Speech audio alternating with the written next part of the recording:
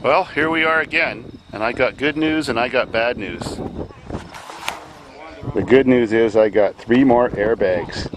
Chrysler, a venerable Ford killer airbag, and another Saturn airbag. And I got 3 victims.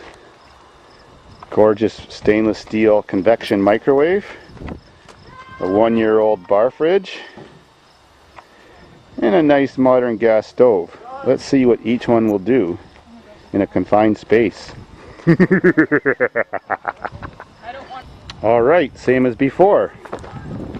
We believe that the Saturn airbag might be the weakest. So the RCB inside the microwave, wired to an extension cord to a car battery. Let's see if I can get this door to jam shut.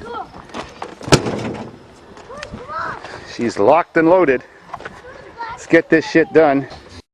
We are up to no good, but this is like Mythbuster stuff. We are testing the explosive power of a Saturn airbag in a modern microwave right now. Everybody ready? We can do a countdown. Hold that wire on there. Okay, when I get to 0, go off. 5, 4, 3, 2, 1.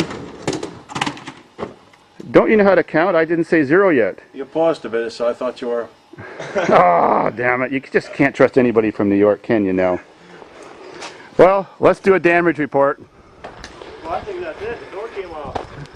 Well, Bag of popcorn in there. minor damage. Smoking hot. And I know better now. I ain't going to touch that part.